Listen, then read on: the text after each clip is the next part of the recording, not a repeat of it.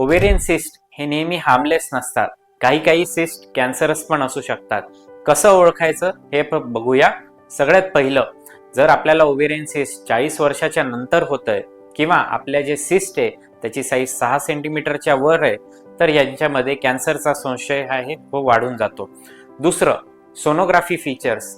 जर आपल्या सिस्टमध्ये काही सोनोग्राफी फीचर्स आहेत जे हाय रिस्क आहे, जसे सॉलिड कंपोनंट म्हणजेच त्याच्यात कडक भाग असणे, दुसरं पॅपिलरी प्रोजेक्शन, किंवा तिसरं थिक सेप्टेशन्स, चौथं त्याच्यामध्ये इन्क्रीज ब्लड फ्लो असणे, या जर साइन्स असतील तर याच्यामध्ये कॅन्सरचा संशय आहे तो वाढून जातो.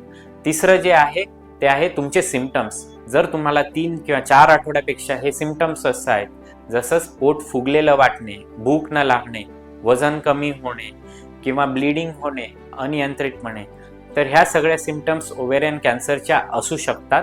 आणि 5वं जे सिम्पटम आहे ते आहे ट्यूमर मार्कर्स. जर तुमचं CA-125 लेवल हे वाढलेले आहे आणि सोनोग्राफीमध्ये काही हाय रिस्क फीचर्स आहेत, तर त्याला पूर्ण निदान करणे गरजेचे असतात.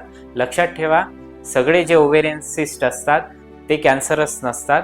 मोस्ट ऑफ देम हार्मलेस असतात. पण काही हाय रिस्क फीचर्स जर असले तर तुम्हाला तुमच्या डॉक्टरचा सल्ला घेणं गरजेचे आहे. थँक्यू.